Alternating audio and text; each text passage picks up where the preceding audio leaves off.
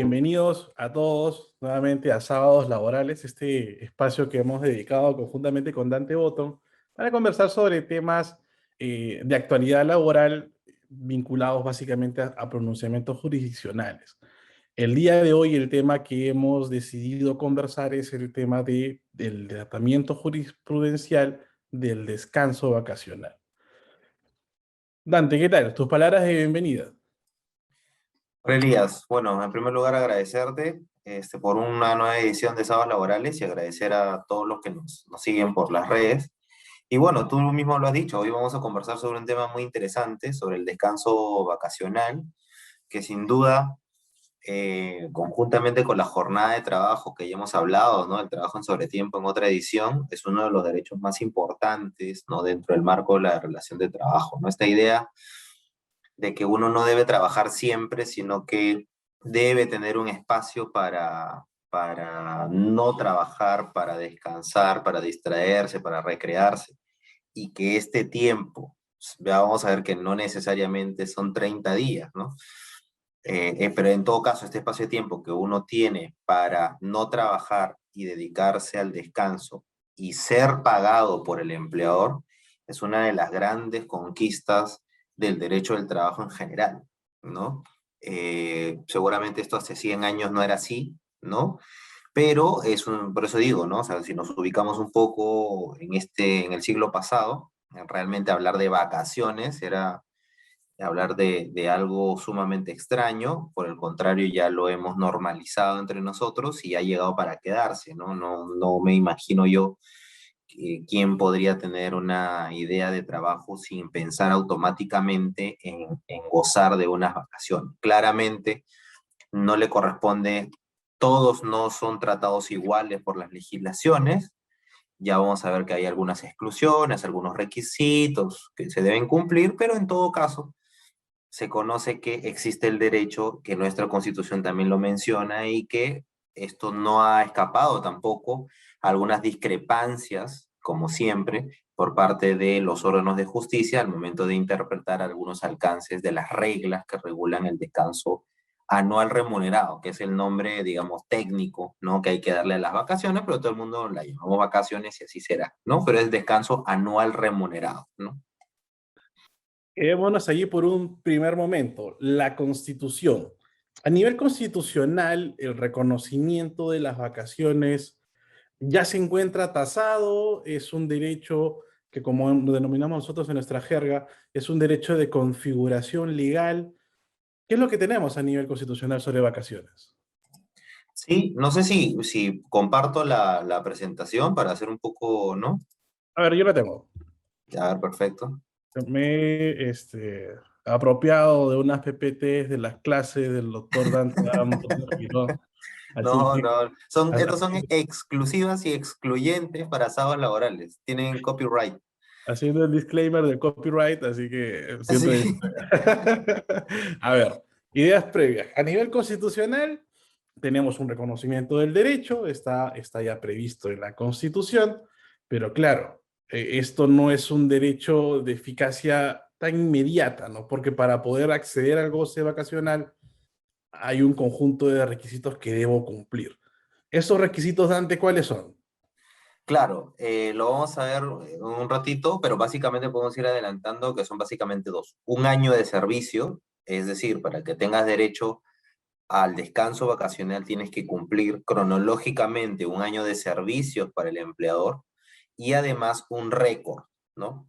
Seguramente en el récord vamos a encontrar una serie de cuestionamientos, de discrepancias, porque algunos no están contentos con el récord, otros quisieran que sea menor, otros mayor, etc. Dependiendo de la óptica que lo veamos, cada uno entenderá o tendrá una percepción sobre el récord. Pero el hecho concreto es que lo que hay detrás, ¿no? Que sería lo interesante de analizar, lo que hay detrás de este requisito del récord, es que en buena cuenta al legislador le interesa que tú te desgastes, ¿no? Que muestres cierto desgaste, ¿no?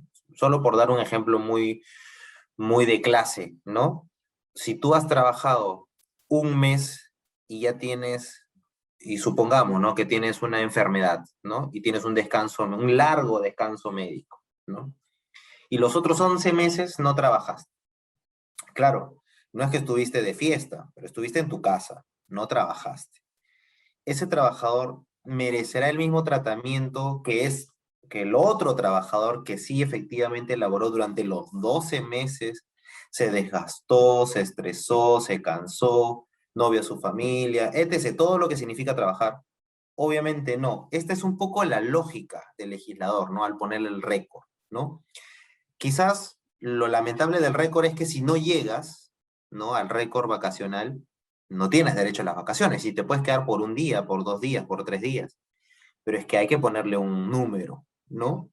Y como tú mencionabas, claro, el 25 de la Constitución nos habla del descanso no remunerado y la Constitución, tú bien lo has mencionado, no establece cuántos días de vacaciones le corresponden a los trabajadores y tampoco establece los requisitos, porque creo que está muy claro, como tú bien lo has mencionado, que es un derecho de desarrollo legal, de configuración legal, ¿no? O sea, los alcances para su requisito y cuántos días de vacaciones está en una ley, no está en la Constitución. Pero, y aquí es importante, Elías, antes de escuchar tus comentarios, que el convenio 52 de la OIT es una norma, ¿no? De carácter internacional emitido por la Organización Internacional del Trabajo, es un convenio internacional, entonces el convenio 52 regula el tema del descanso anual remunerado.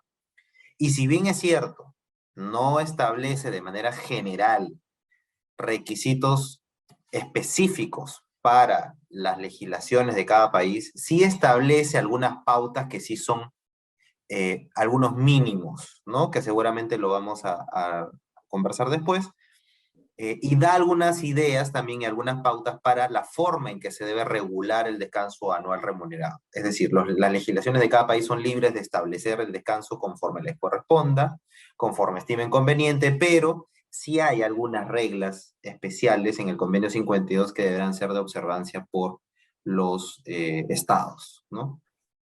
Claro, es la forma, digamos, más típica de que encontramos en el ámbito laboral de normas piso y normas techo, ¿no? Aquí tenemos una norma piso que por lo menos deberíamos reconocer ese periodo. Y claro, eso tiene lógica justamente traer a colación el convenio 52 porque ahí van a existir algunas oportunidades en donde no se llega al récord o incluso no se podría cumplir alguna de las posibles exigencias del récord, ¿no? Como es tener por lo menos una jornada de 4 horas. Y allí surge una gran pregunta, y esto ya dependerá del pronunciamiento jurisdiccional, porque hay pronunciamientos de ambos lados, ¿no? Hay jueces que dicen, bueno, el trabajador de tiempo parcial, por ejemplo, que es el cual no cumple el momento de 4 horas por lo menos para poder ser computable, ese trabajador como no cumple las normas establecidas para el descanso vacacional, simplemente no lo genera. Pero tenemos otro grupo de magistrados que dice, bueno, yo voy a aplicar el convenio 52 de la OIT y a este trabajador le voy a conceder vacaciones. Pero dependerá mucho del criterio jurisdiccional, porque hay para ambos lados y evidentemente cada una tiene una posición, digamos, más o menos defendible. Entonces dependerá mucho del tratamiento que se le brinde por parte del juez en esas oportunidades. Y ahora, Dante, si nosotros, regresando un poquito de repente en algunos pasos, la idea es justamente ese tema de compensar un esfuerzo, ¿no? Un desgaste del trabajador y darle este periodo vacacional. Y tú claramente has consignado uno de los ejemplos que es el descanso médico, que en nuestra legislación tiene algún tratamiento específico, pero claro, para el ejemplo que tú has compartido, de 11 meses de descanso, evidentemente no va a llegar a cómputo. Pero cuando ya estamos ante un descanso, digamos, que no supera los 60 días, sí podría ser contabilizado para el tema de las vacaciones. Pero, ¿qué sucede? Y esto siempre causa un poco de extrañeza. ¿Qué sucede con aquellos trabajadores, por ejemplo, que están de licencia por ser representantes sindicales, por de repente pertenecer a una determinada federación? Esos trabajadores que te pasan de licencia quizá gran parte del año, en algunos casos en entidades públicas, por ejemplo, todo el año, estos trabajadores también generarían este descanso vacacional. Podríamos encontrar quizá un tratamiento distinto buscando en la génesis o en el origen de la norma, en el porqué de la norma, ¿Qué es lo que tú nos puedes comentar en torno a ello? Mira, qué interesante pregunta, ¿no? Si yo fuera legislador, esa es una de las cosas que habría que cambiar, ¿no? Porque, bueno, finalmente las licencias sindicales son licencias con goce de haber que tienen un carácter normativo, ¿no? Pero finalmente ahí es discutible si efectivamente esta persona está trabajando o si bajo un concepto amplio de trabajar podemos incluir que finalmente como está haciendo representación de los temas sindicales, está representando a los trabajadores, esa es una manera también de trabajar. Sí, pues, ¿no? Dependiendo de la óptica. Si tú me preguntaras a mí, yo fuera legislador, fuera elegido mañana por alguna casualidad de la vida, me animara a postular, esa es una de las cosas que tendríamos que cambiar, porque no me parece que se pueda asimilar la representación que efectúa un dirigente sindical, por muy respetable que obviamente lo es, asimilar esta figura al tema de, por ejemplo, si el legislador pone un límite al descanso médico, que son 60 días, ¿no? Que tú bien has mencionado, ¿por qué no hacer lo mismo con la representación sindical?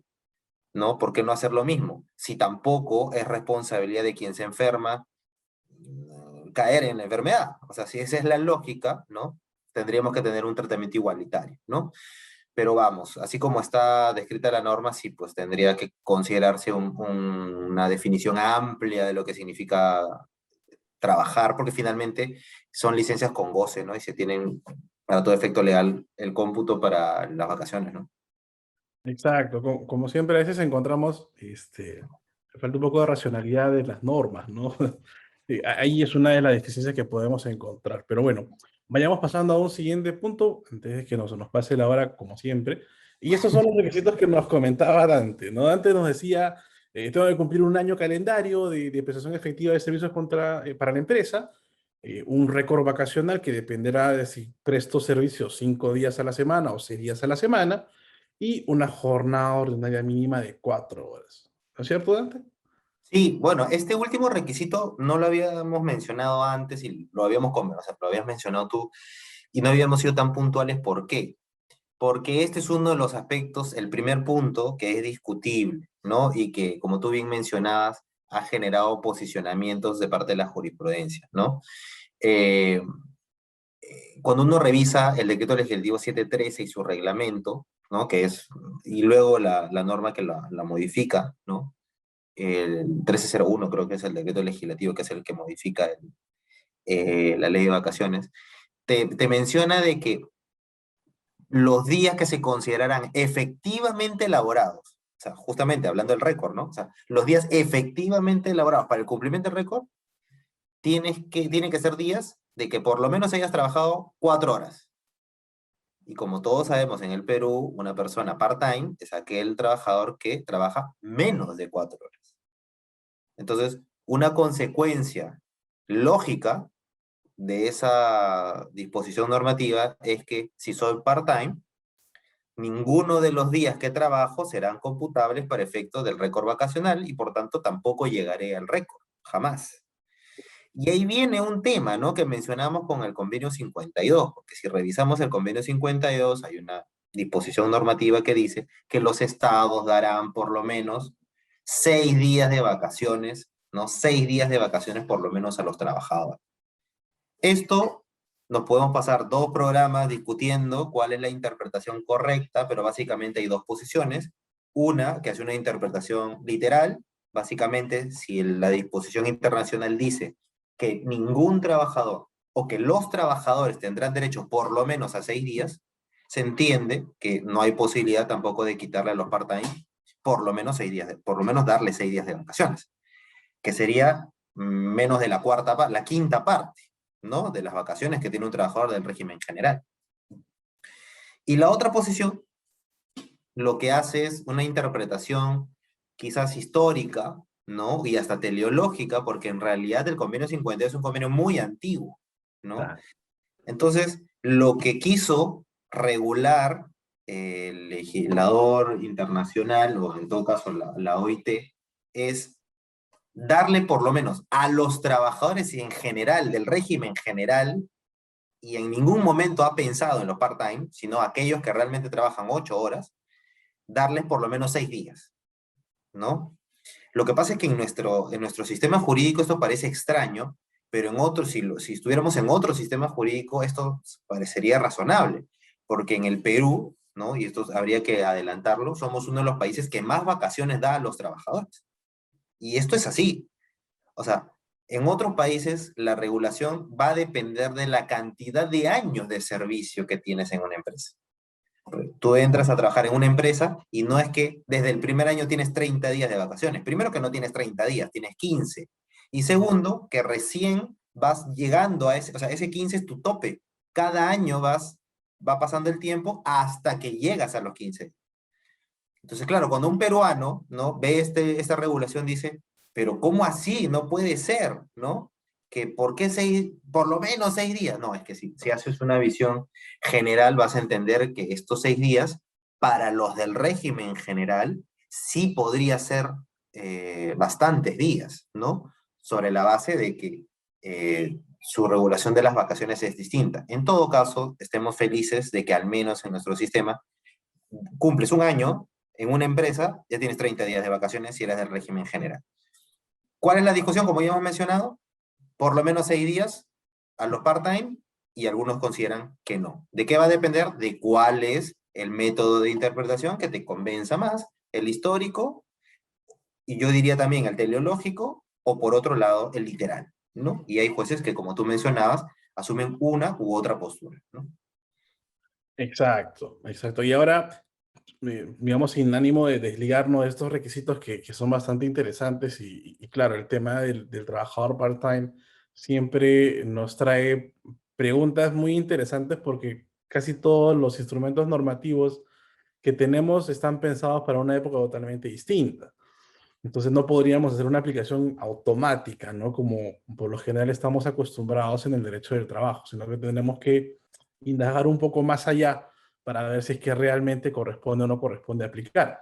Pero yo quería aquí preguntarte un tema, ¿no? Porque ahora, por ejemplo, ya existe una regulación de fragmentación de vacaciones, el pitufeo vacacional que se llegó a denominar en un periodo hace poco, y esta posibilidad de adelantar vacaciones, ¿no? ¿Tú consideras que esta posibilidad de adelantar vacaciones podría permitirme concederle al trabajador un descanso vacacional que de repente no lo va a conseguir si es que no logra cumplir con el récord vacacional, ¿no? Me explico.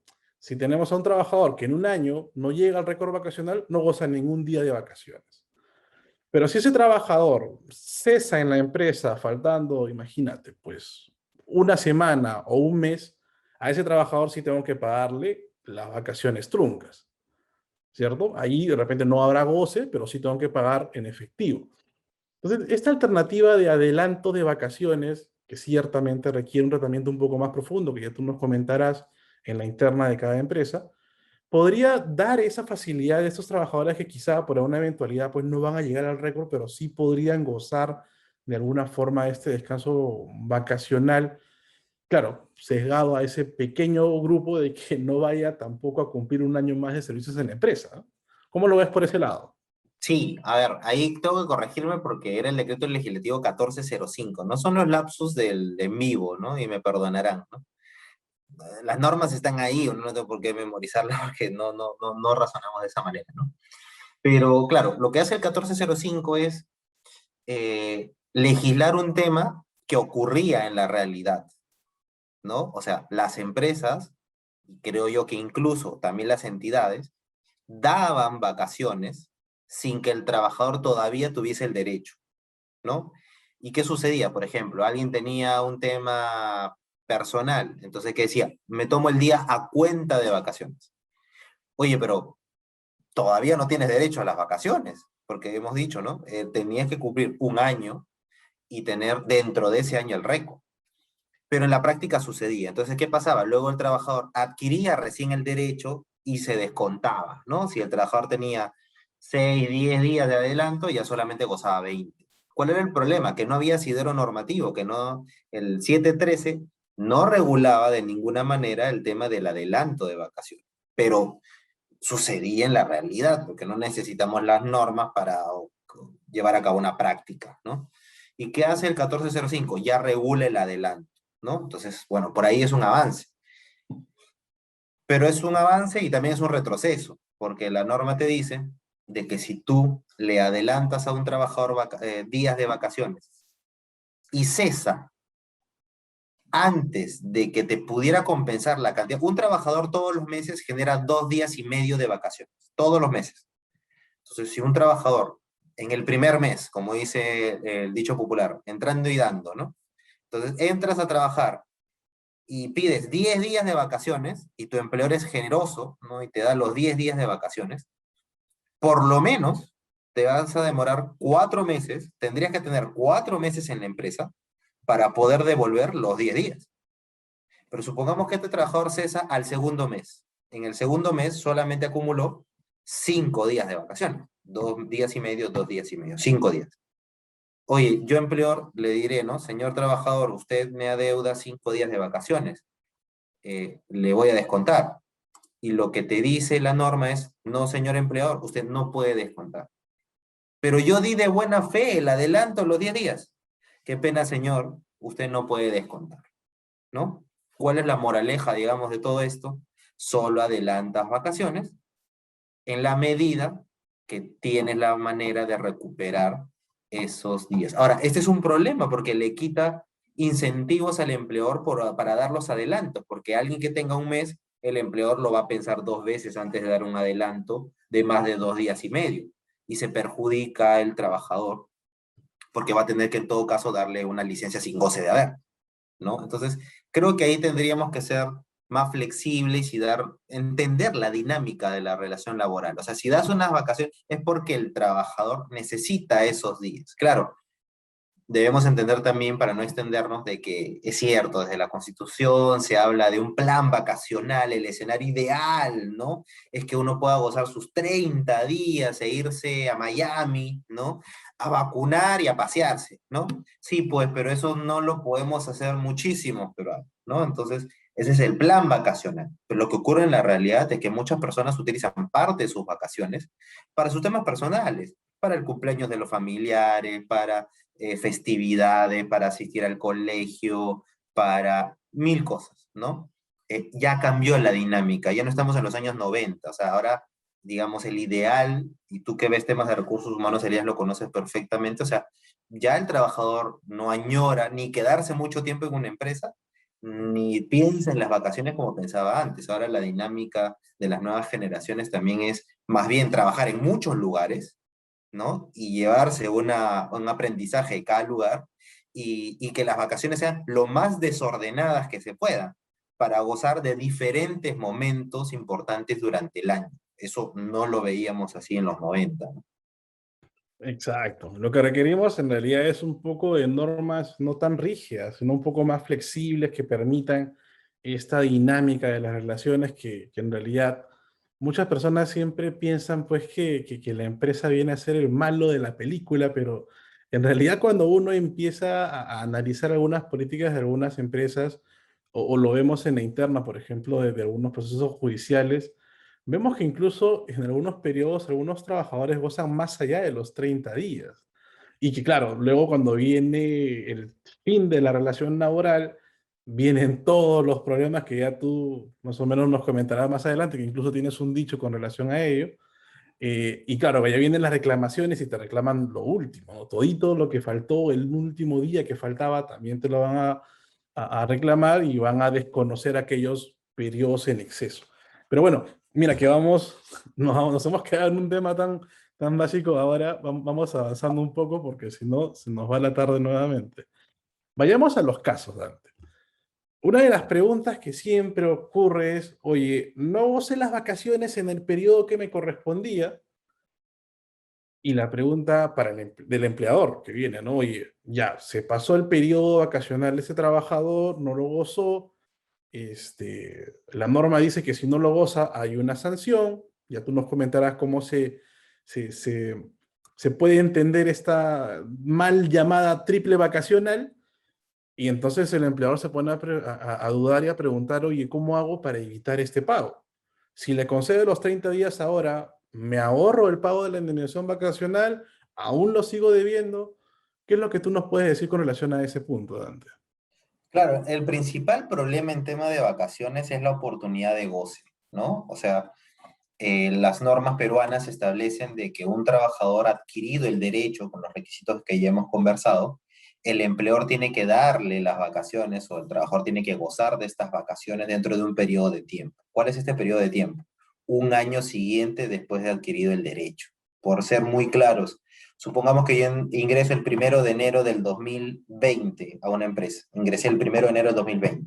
¿Cuándo adquiero el derecho? El 31 de diciembre del año 2020, porque ahí cumplo un año. Y claro, supongamos que cumplo el récord también, ya adquirí el derecho a mis 30 días de vacaciones y estoy en el régimen general. Es importante mencionar que hay regímenes de la micro y pequeña empresa que, por ejemplo, no tienen 30 días, sino 15 días y así sucesivamente, ¿no? Pero sigamos hablando del régimen general. La lógica es que el descanso sea seguido del trabajo, es decir, trabajas, descansas. Esa es un poco la lógica, ¿no?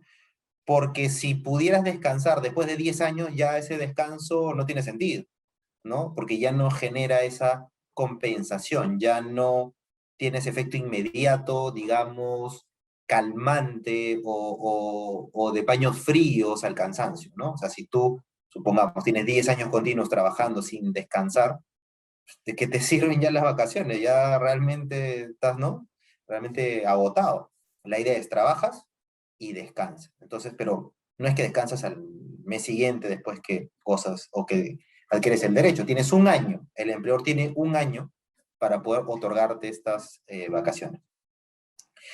Pero el legislador también es sabio a veces, y en este caso lo que ha dicho es, oye, si tú no, como empleador, no diste las vacaciones, tu descanso vacacional al trabajador dentro del año siguiente, en el ejemplo que mencionamos, el 31 de diciembre del 2021 sería el año siguiente, va a haber una sanción.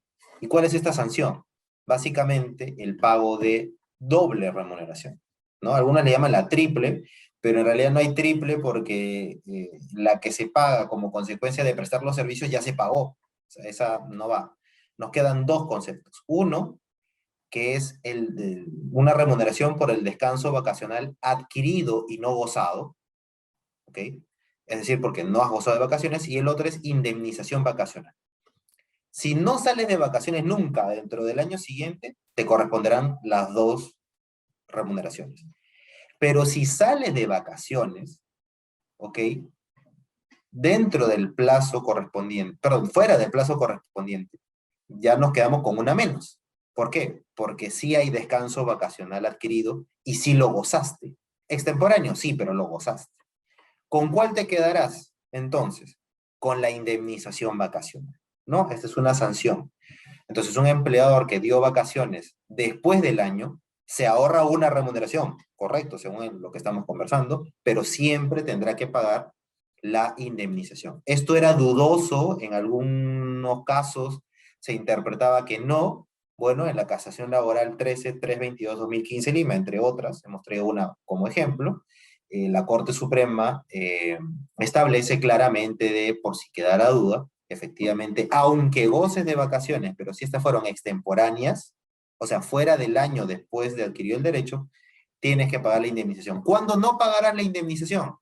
Si las vacaciones se gozaron dentro del plazo de ley, ¿no? Claro, y otra herramienta que se utiliza para evitar esta indemnización es por lo menos en los pactos de acumulación de vacaciones, ¿no? Que requieren que el trabajador por lo menos haya gozado pues de 7 días del primer periodo, que está pendiente ya, está a poco de vencerse el tiempo para poder gozarlo, ya haces un pacto de acumulación de vacaciones, pero requiere haber gozado un periodo menor, ciertamente, pero que te garantiza pues evitar este pago de la indemnización vacacional. Pero sí, ciertamente, en un momento me acuerdo bastante, esto ya es regresar un poco en el tiempo a los años 2008, 2010, en donde sí hubo una vertiente jurisprudencial de la misma Corte Suprema que decía, bueno, ya gozó de vacaciones, entonces ya no hay lugar a indemnización vacacional. Pero ya ese tema, como tú bien nos has traído esta sentencia casatoria, ha quedado ya más claro de que si no lo gozas de forma oportuna, tienes una sanción, es una indemnización, ¿ok? Y estas indemnizaciones como tales no están afectas a quinta categoría, por ejemplo, están liberadas y el trabajador lo percibirá al 100%. ¿No? Vamos avanzando un poco más, Dante. Tenemos aquí otra, que es un tema también que se controvierte bastante en tema laboral, que es con el personal de dirección, ¿no? Porque ya tú habrás revisado una sentencia de una de las salas de Lima en donde al personal de confianza también le aplican este criterio, pero creo que ya nos faltaría tiempo para poder desarrollarlo. Vamos directamente al personal de dirección. Estas personas, en el caso de la indemnización vacacional, estas personas tienen este derecho, siempre lo tienen, a veces, o como siempre nosotros decimos, depende del caso concreto. ¿Qué nos tienes que decir a esto en ello? Sí, depende, me da miedo a mí cuando estoy en clase y pregunto y un alumno me dice, no, doctor, depende, ¿no?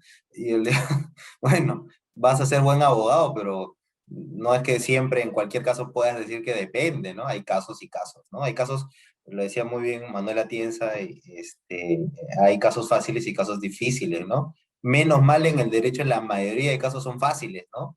Y más bien los difíciles son los menos. En los difíciles sí vale la pena decir depende, ¿no? No en cualquiera, ¿no? Este es interesante esta regla porque este es el reglamento del decreto legislativo 713, ¿no? En el reglamento, el decreto supremo 01292 nos establece una regla interesante, ¿no? Y nos dice, oye, la indemnización, esta es la que estamos hablando, ¿no? La indemnización por falta de descanso vacacional no alcanza, dice, no alcanza a los gerentes o representantes de la empresa, y aquí viene el quid del asunto, que hayan decidido no hacer uso del descanso vacacional. Bueno, la última parte no interesa mucho, es porque en ningún caso incluye la bonificación por tiempo de servicio, que bueno, ya. Pero lo que nos interesa es la parte anterior. Oye, ¿cómo es esto de que los gerentes ellos mismos decidieron no hacer uso del descanso vacacional? ¿Cómo se interpreta esto? Y no sé si podemos pasar a la casación para ya enlazarlo. Habían dos maneras, creo yo, posibles de interpretar esta regla, ¿no? Una, y es que el trabajo, mejor dicho, el empleador tenía que probar, ¿no? O sea, se entendía que el empleador tenía que acreditar que el trabajador tenía la posibilidad de disponer él solo, o sea, tenía plena autonomía del goce y disfrute de sus vacaciones.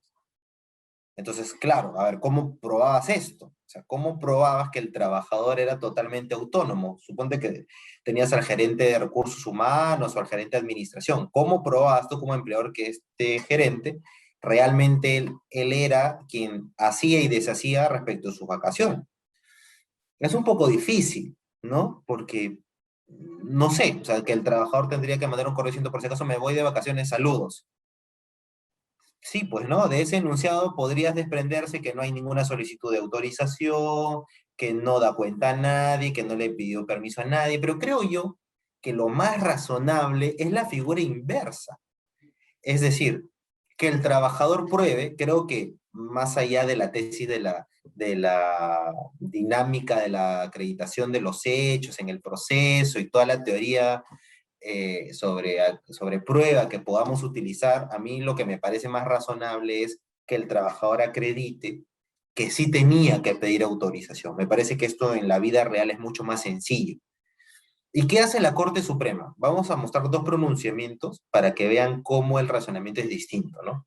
En esta casación, en la 64-62-2017 Lima, fíjese lo que dice la Corte Suprema, ¿no? Y ahí hemos pegado la parte de la sentencia que es la contundente, la ratio decidendi, ¿no? Como dicen algunos, ¿no? O decidendi, no sé, bueno, ya no sé si lo dicen en latín o lo dicen en italiano, ¿no? Dice, se advierte que el demandante no ha acreditado que la empresa le haya negado la concesión de su derecho al goce de vacaciones. No existe documento alguno en autos a través del cual se acredite que existe una orden del empleador o de la oficina de personal denegando el goce de vacaciones. Para resumir, en buena cuenta, lo que ocurre en este expediente, invito a todos a leer esta sentencia y este caso en particular, lo que ocurre es que este señor, que era un personal de dirección de esta empresa, tenía como 20 vacaciones, digamos, 20 récords vacacionales. Estoy exagerando, ¿no? Deben ser unos 10 o unos 15. Y cada año el señor pedía sus vacaciones, salía de vacaciones. Pedía vacaciones, salía de vacaciones. Entonces, claro, en esa dinámica de un trabajador que durante gran periodo de tiempo solicita vacaciones y sale de vacaciones, la Suprema dice, me parece razonable que este señor realmente salía de vacaciones cuando él quería, porque nadie le puso peros para sus vacaciones. Nadie le cuestionó, le cambió de fecha, le pidió una autorización a su jefe, nada, nada, nada, nada, nada. Él pedía las vacaciones, tenía las vacaciones, ¿no? Ciertamente es discutible, algunos dirán, no quedarán convencidos, pero creo que si vemos el siguiente caso, nos va a ilustrar mejor, ¿no? En esta casación, Elías, en la 3804-2018 Callao, se trata de un, nada más y nada menos que de un gerente de recursos humanos, ¿no? Entonces uno dice, no, pues el gerente de recursos humanos, ¿a quién le va a pedir permiso para salir de vacaciones? Parecería ser entonces que habría que aplicar el criterio anterior. Sin embargo, la Corte Suprema, nuevamente analizando lo que pasa en el expediente, dice lo siguiente. Apreciamos de la documentación arriba precisada que el demandante se encontraba sujeto a disposición de sus superiores para gozar de sus vacaciones. Si bien se aprecia que el demandante, dado el cargo que desempeñaba, podía hacer uso de sus vacaciones, sin embargo, este no se encontraba sujeto a su libre albedrío, ya que de los correos electrónicos presentados por ambas partes, nuevamente, lo que las partes han podido probar, se infiere que el goce vacacional se encontraba sujeto a disponibilidad o requerimientos de sus superiores, o requerimientos empresariales derivados del cumplimiento de sus labores, por lo que en el decurso del proceso no se ha demostrado que el demandante, por el rango del trabajador de dirección que estaba, tenía la potestad de decidir el uso de su derecho vacacional. En buena cuenta, parecería que el estado de cosas hoy es que hay casi una presunción de que si eres gerente o representante de la empresa, no te va a alcanzar la indemnización vacacional, no te va a corresponder la indemnización vacacional, salvo, salvo que puedas acreditar que efectivamente sí tenías que pedir permiso, que pedir una autorización o que el empleador te denegara las vacaciones en las oportunidades que tú las pedías. Como vemos, hemos pasado de una interpretación a otra totalmente distinta, ¿no? A una posición de la Corte Suprema en la que primero decía que el empleador tenía que probar que tú eras totalmente libre, lo que realmente en la realidad es muy difícil, a una situación en la que el trabajador tiene que acreditar que, habiéndose demostrado que tienes un cargo de dirección, tienes que acreditar que efectivamente sí estabas sujeto a alguien más. No sé, se me ocurre el gerente general, el presidente de directorio, qué sé yo, ¿no? Habrá que ver. Entonces, esta dinámica obviamente perjudica al personal de dirección, ¿no? Seguramente los trabajadores de dirección que nos están viendo no estarán contentos, pero esa es la línea jurisprudencial que tenemos en este tema, ¿no? No sé tú qué opinas, Elías, de esta posición. No, me parece totalmente plausible esta obligación de acreditar que me denegaban, ¿no? Porque, a ver, el hecho de que sea personal de dirección tampoco es que se va a mandar a mudar de la noche a la mañana, ¿no? Oye, mañana me voy de vacaciones y chao a todo el mundo, no. O sea, va a haber un mínimo de coordinación que es distinto a pedir permiso. Y claro, para evitar caer, oye, ¿cuándo estamos en coordinación? ¿Cuándo estamos en permiso? El criterio de demuéstrame que una vez solicitaste vacaciones y te lo impidieron o te dijeron, esta semana no, puedes salir a partir de la siguiente, ya ese elemento sí me permite a mí como juez verificar que tú estabas supeditado al permiso de un superior para gozar vacaciones. Porque la coordinación siempre va a existir. Entonces no podríamos caer pues en el, eh, en lo básico de decir, oye, hubo un correo del trabajador de dirección, imaginemos, gerente de recursos humanos decía, me voy de vacaciones la segunda semana de febrero, y claro, ese correo de coordinación demuestra pues que tenía que pedir permiso. Yo creo que tampoco podríamos caer en ese otro extremo. Si ese correo recibe una respuesta, no puede salir, yo creo que ahí sí podíamos estar en el tema de que requiere un permiso de un superior. Pero si básicamente es un correo de coordinación, está dentro de la norma. Él puede decidir salir o puede decidir no salir. Entonces, me parece que el criterio de la Corte Suprema es bastante adecuado porque tiene que analizarse evidentemente en cada caso concreto, tiene que analizarse en función de la prueba que se pueda aportar a cada caso concreto, pero sí es razonable que tengamos una premisa general para que las partes tengan claro qué es lo que tienen que hacer en un proceso judicial. ¿No? Creo que es lo más saludable cuando estamos en un proceso judicial, saber qué es lo que tengo que hacer y que no salgan sorpresas pues, en el camino por parte de los jueces en la sentencia. ¿No? Interesante eso que decías, Elías, y me parece también que es saludable porque entiendo yo que la Suprema comprende la dinámica de las relaciones laborales, ¿no? Esto que tú has dicho de que, claro, a ver, si pensamos en una organización, sea cual sea, un gerente ya es un nivel jerárquico superior y lo más lógico es que el grado de sujeción que tiene dentro de la empresa o de la organización es mínimo, ¿no? Claro, no es que te vayas a mudar cuando tú quieras, porque tendrás que avisar por lo menos, ¿no? Esto es obvio. Pero qué interesante esto, me he quedado pensando en lo que tú decías. Claro, el avisar, y creo que ahí fallaban los jueces de inferior jerarquía, el comunicar que te vas de vacaciones, no, de eso no se infiere una autorización. O sea, es simplemente la comunicación que es totalmente natural de todos los trabajadores. Pero de ahí llegar a la conclusión de que, no, y que ocurre en muchos procesos judiciales, ¿no? No, es que él sí no estaba libre porque te comunicaba. Entonces, la lógica sería que el trabajador no tendría que avisarle absolutamente a nadie, y eso jamás va a pasar, porque siempre tendrías que anunciarle a alguien que estás de vacaciones, porque si estás de vacaciones, no vas a atender el teléfono, no vas a solucionar ningún problema, no te vas a conectar, entonces tienes que avisar. Creo que la Suprema con esta interpretación ha entendido quizás cuál es el verdadero mensaje del legislador en este reglamento que mencionamos y el que sustenta normativamente toda esta discusión, ¿no? No, yo estoy de acuerdo contigo, no lo había visto así, pero me parece que es correcto. Exacto. Siempre se activan ahí las líneas de sucesión, pues, ¿no? Porque, claro, no está el gerente, que es el único que tiene poderes. Oye, ¿cómo vamos a terminar de firmar los cheques o firmar los contratos, de seguir los contactos? Evidentemente, un mínimo de coordinación tiene que haber para que el funcionamiento se mantenga de parte de la empresa.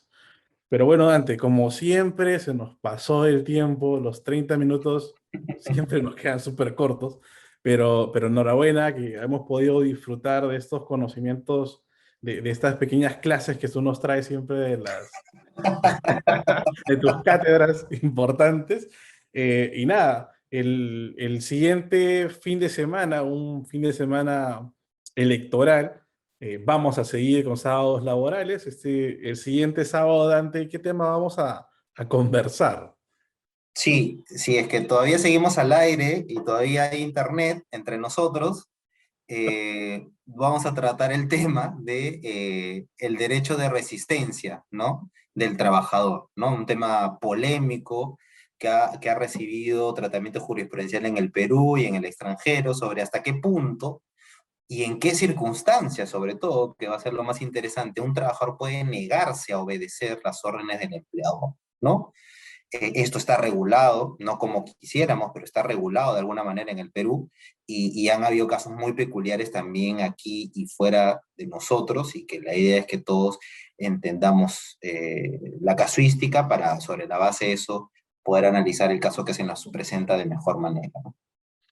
Exacto, exacto. Y digamos, a modo de adelanto enlazando un poco lo que conversábamos con Oscar la semana pasada, vamos a ver un caso en donde la Corte Suprema analiza algunos ceses de trabajadores que se resistieron a la orden del empleador y una respuesta tenemos de la Corte en el 2018 con una conformación X y ese mismo caso en el 2019 tiene una respuesta totalmente distinta.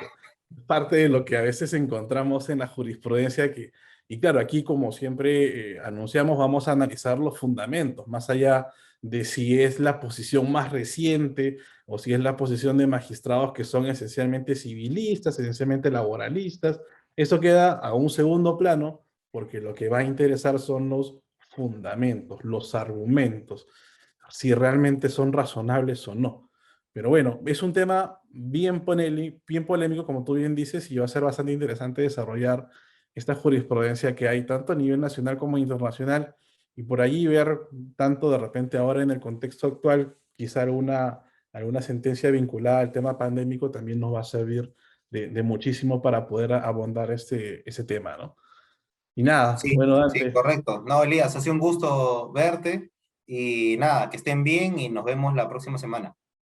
listo. Todo un gusto, muchas gracias con todos, gracias por su participación, tanto en el foro interno como en las redes sociales. Así que con nosotros, si es que tenemos internet, seguimos la siguiente semana. Muchísimas gracias con todos. Hasta luego.